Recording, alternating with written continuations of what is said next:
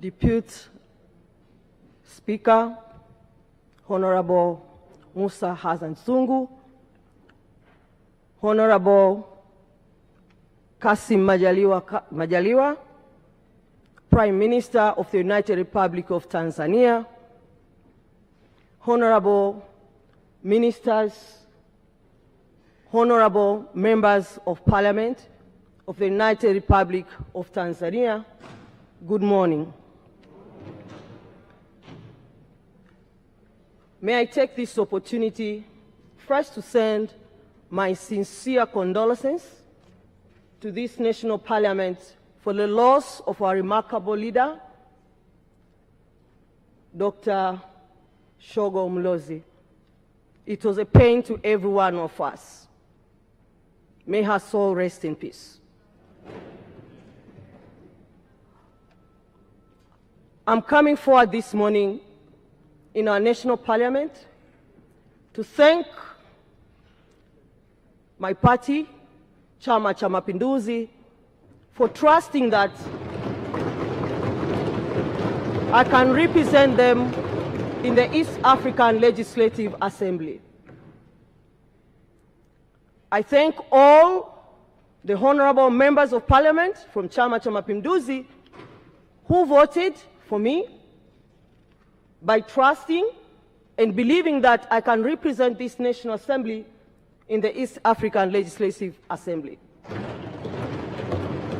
I believe I'm the right candidate for that position because I have all that it takes to be a representative of my party, a representative of this National Assembly and my government.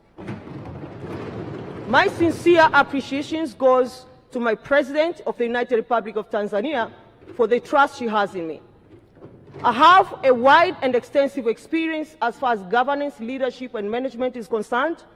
I've been engaged also in national development programs, which includes the Agriculture Sector Development Program too, and also currently I'm a technical member in drafting the Vision 2050. So I understand very well my country priorities and interests, and I think I have all that it takes to defend and protect my country in the East African community, to make sure that the interests of the Tanzanians, they're actually well positioned.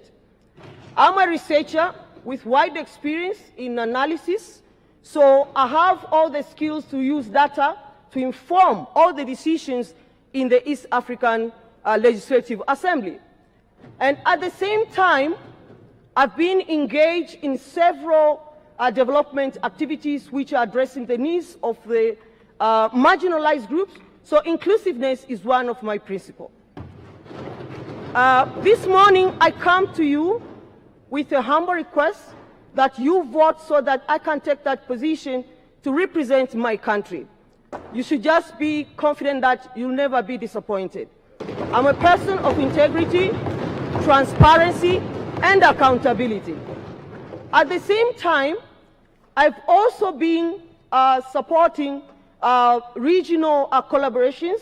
I have a quite experience in engaging with our partners from Kenya, Uganda, Rwanda, through joint collaborative researches. So in terms of cultural dynamics, I believe I have all the skills that it takes to navigate in that particular assembly.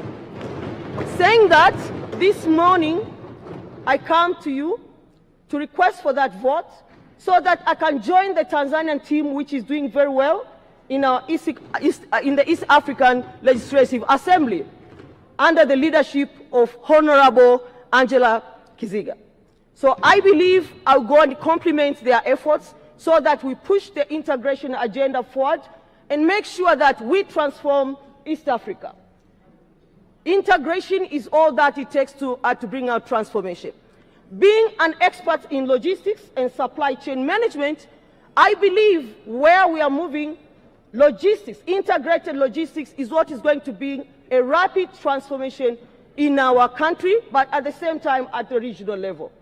Saying that, I would like to request that Thank you very much. Thank you very you much. vote for me. Thank you.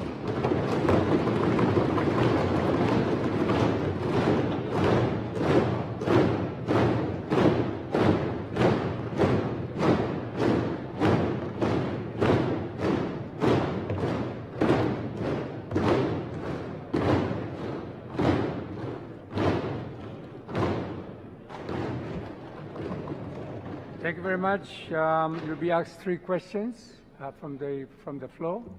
And now I call Mheshimiwa Twaha Mpembenwe. Honorable Deputy Speaker, thank you ever so much for giving me this particular opportunity. But before I start asking my question, will you please allow me a few minutes to say a word here?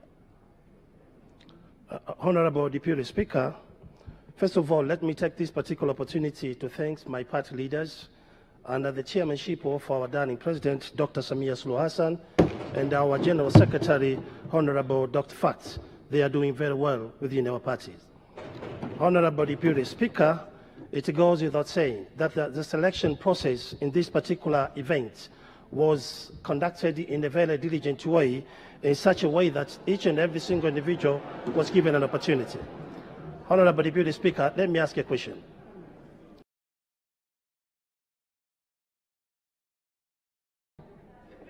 My question is, which role are you going to play in fostering the cooperation between the member states? Answer, please.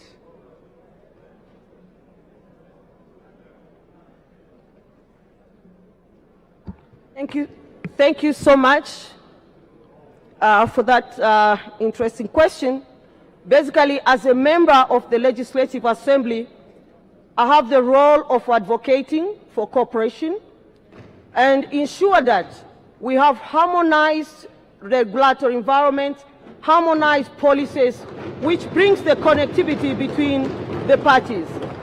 But I also look forward to strengthen the economical integration through the different strengths that we have as partners in the EAC. So ideally, what I expect is that we make sure that we solve our problems, that I also become a facilitator or a mediator wherever there are conflicts, to make sure that we solve our problems and we have a common north as far as the East African community is concerned. So coming together is what is the key, as I look forward to this kind of cooperation. So connectivity and integration is what is going to bring us forward. Thank you. Thank you. Honorable Salome Makamba. Thank you very much, Honorable Deputy Speaker, for granting me this opportunity to ask the candidate a question. The regional economic integration have been facing many challenges, and more pressing are ports and custom qualities, trade and investment challenges, differences in development gaps between member states, and last one is different in policy and governance between member states. You being a new member, what are your plans to improve the situation? Thank you. Thank you so much. I think the first thing that I have to do is to learn and understand what has been going on. That will be the first thing. But as far as customs are concerned, I think we have to look forward into having a standardized customs procedures, so that we can be able to facilitate the trade across the East African community. So that is one, but also it's very important that our customs, they should be integrated. They should be connected. So I would recommend or advocate for automation, and interconnectivity between the customs that we have. But at the same time, I look forward into advocating for amendments or improvements in the cross-border procedures, so that we have simplified procedures and we remove all the bottlenecks. Reforms are very important. Reforms are very important. That is, we have harmonized regulatory environment that is actually supporting the business environment that we are going to operate. And as far as bridging the development gaps, I think it's very important that we look forward for inclusive policies. That is, how now can we leverage from the potentials that each partner has, despite their challenges and despite their differences. So I will advocate for inclusive policies and ensure that all marginalized groups, they are being brought on board and being given a priority in the policies and in the agreements. At the same time, in the development projects, Thank you to make very sure much. that Call upon Honorable Abdullah Mwinyi. Thank you very much, Right Honourable Deputy Speaker. I'd like to address our candidate with a question in relation to the process of the integration process. Can the candidate explain the concept of variable geometry and how it applies to the East African Community integration process? Thank you. Thank you, Honorable. Basically, when we talk about variable geometric, is that this is a kind of an inclusive concept that you are trying to make sure that you consider the differences that we have as partner states, but you leave no one behind. So what is actually there is that you address the differences.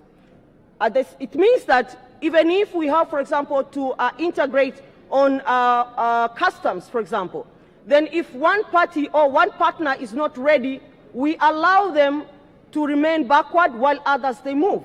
That is basically what is there. But also it's about the speed, that given that we differ in terms of the economical development and the comparative advantages, we can have an integration aspect, for example, as far as, for example, having the single currency. But some of the partner states might not be ready. So we don't want to delay others who are ready to go, and then we all wait. So the actual thing about variable geometry is that you have the flexibility to allow the different countries to come together at the different paces. So that is basically, that is there, and it's a principle to make sure that we don't leave one behind and we don't delay the performance. Thank you.